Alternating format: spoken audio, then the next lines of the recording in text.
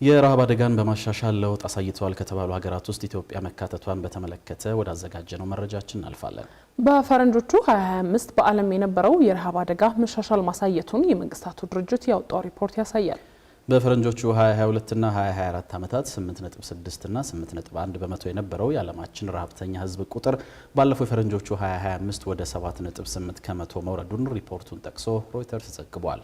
መሻሻሉ የታየውም በኤሲያና በአፍሪካ ባሉ አንዳንድ ሀገራት በታየው ለውጥ ነው የተባለ ሲሆን በአፍሪካ ለውጥ አሳይተዋል የተባሉት ኢትዮጵያ፣ ታንዛኒያ፣ ዚምባብዌ፣ ሴኔጋልና ዛምቢያ ናቸው። ዝርዝር አለን። አሁን ባለንበት የፈረንጆቹ 2025 የዓለም የረሃብ አደጋ በተከታታይ ለሶስተኛ ዓመት የቀነሰ መሆኑንና በሁሉም አህጉራት መሻሻሎች መመዝገባቸውን የተባበሩት መንግስታት ድርጅት ይፋ ያደረገው ሪፖርት ያመለክታል። ይሁን እንጂ ከአየር ንብረት መዛባትና ከንግድ መስተጓጎል የሚመጡና እየጨመሩ ያሉ ስጋቶች የቀጣዩን መሻሻል አደጋ ላይ ሊጥሉት እንደሚችሉም ሪፖርቱ ስጋቱን ጠቅሷል።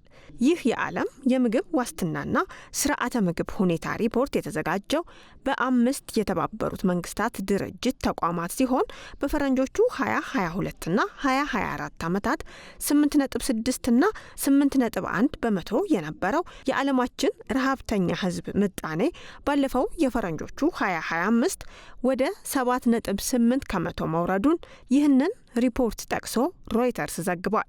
ይህ ቁጥር ሊመዘገብ የቻለው በዋናነት የኤዥያ በተለይም የህንድ እንዲሁም የላቲን አሜሪካና ካሪቢያን ሀገራት ባስመዘገቡት ስኬት ሲሆን በአፍሪካ ደግሞ ለውጥ አሳይተዋል የተባሉት ኢትዮጵያ፣ ታንዛኒያ፣ ዚምባብዌ፣ ሴኔጋልና ዛምቢያ ናቸው። ከ5 አፍሪካውያን አንዱ የምግብ እጥረት እንደሚያጋጥመው ተነስቶ አሁን ግን የአፍሪካ ሀገራትም ለዓመታት የቆየውን ይህንን ታሪክ መለወጥ ጀምረዋል ይላል ይህ ሪፖርት። የተባበሩት መንግስታት ድርጅት ባለሙያዎች በዓለም ላይ የሚታየው የረሃብ መጠን በፈረንጆቹ 2030 እንደሚቀንስ ገልጸው መሻሻሎቹ ካለፉት ዓመታት ጋር ሲነጻጸሩ ደግሞ በጣም አነስተኛ በሆነ መጠን ቢሆንም አፍሪካን ጨምሮ በሁሉም አህጉራት የረሃብ መጠን የቀነሰው በዚሁ 2025 ዓመት መሆኑን ይገልጻሉ። በተባበሩት መንግስታት የምግብና እርሻ ተቋም ወይንም ፋኦ ኢኮኖሚስት የሆኑት ማክሲሞ ቶሬሮ ለሮይተርስ በሰጡት ቃል የረሃብ ቅነሳ አዝማሚያው የተስፋ ጭላንጭል የሚያሳይ ቢሆንም የጂኦ ፖለቲካዊ ውጥረቶችና የአየር ንብረት መዛባቶች በዓለም አቀፍ የምግብ ስርዓት ላይ ከፍተኛ ስጋት እንደሚደቅኑ አሳስበዋል። እንደ ኢሮፒያን አቆጣጠር በ2025 የዓለም አቀፍ የረሃብ መጠን በተከታታይ ለ3 ዓመት ቀንሷል። ይህም እድገት ማምጣት እንደሚቻል ያሳያል። ሆኖም ግን ማሻሻያዎቹ አሁንም ድረስ ሙሉ በሙሉ በየሀገራቱ ያልተሰራጩና እስከ 2030 ድረስ የዘላቂ ልማት ግቦችን ለማሳካት በቂ ያልሆኑ ናቸው። በ2025 ውስጥ 645 ሚሊዮን ያህል ሰዎች በረሃብ የተጎዱ ሲሆን ከ2022 ጋር ሲነጻጸር የ43 ሚሊዮን ሰዎች ቅናሽ ማሳየቱን ያመለክታል።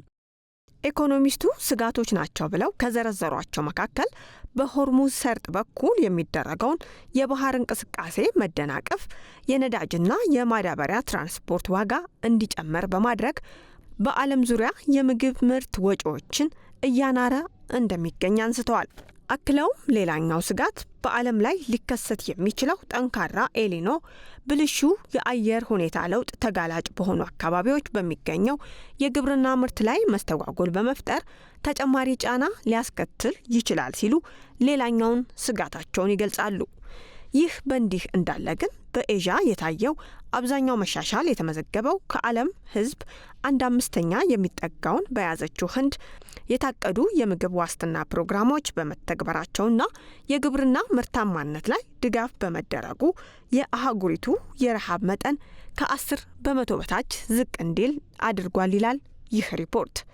ወደ አህጉራችን አፍሪካ ስንመለስ ደግሞ ኢትዮጵያን፣ ታንዛኒያን፣ ዚምባብዌን፣ ሴኔጋልንና ዛምቢያን ጨምሮ በርካታ የአፍሪካ ሀገራት ውስጥ የነበረው የረሃብ አደጋ የመሻሻል ምልክቶችን ማሳየቱ፣ የካሪቢያኗ ሀገር ዶሚኒካን ሪፐብሊክ ደግሞ ከዓለም አቀፉ የረሃብ ካርታ ላይ መሰረዟም ተገልጿል። ነገር ግን ከግጭቶች እጥረትና ለተፈጥሮ አየር ንብረት መዛባት ካላቸው የተሻለ የመቋቋም አቅም አንጻር ከካሪቢያንና እስያ አፍሪካ ያላትን ልዩነት ማጉላት አስፈላጊ ነው። ምክንያቱም እነዚህ አህጉራቱን በብዛት የሚጎዱ ሁኔታዎች ናቸው። ይህ ሁኔታ 2025 ዓመተ ምህረት እንደሆነ መረዳት አስፈላጊ ነው።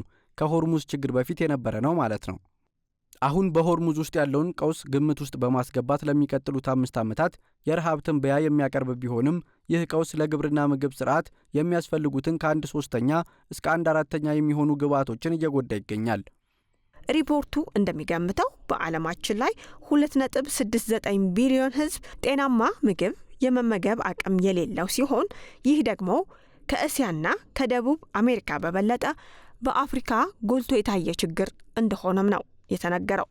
በዚህ ዘገባ ላይ ሮይተርስ ያነጋገራቸው የመንግስታቱ ድርጅት የግብርናና የምግብ ተቋም ኢኮኖሚስቱ በአፍሪካ ደካማ የሆነ መሰረተ ልማት፣ ውስን የምግብ እህል ማቀዝቀዣ መጋዘኖች መኖርና ደካማ የትራንስፖርት አገልግሎቶች እንደ ፍራፍሬ፣ አትክልት፣ ወተትና ስጋ ያሉ በፍጥነት የሚበላሹ ምርቶችን ዋጋ ስለሚያኖሩ አህጉሪቷ በተለየ ፈተናዎችን እንድትጋፈጥ ያደርጋታል ብለዋል። በጎረቤት ሀገራት መካከል ያለውን የምግብ ንግድ በሚገድቡ የሀገራት የተናጠል ህጎች እንዲሁም ታሪፍና ሌሎች እንቅፋቶች አፍሪካ በምግብ ራስን የመቻሏ ጉዞ ላይ የተጋረጡ እንቅፋቶችም ናቸው ይላሉ ባለሙያው።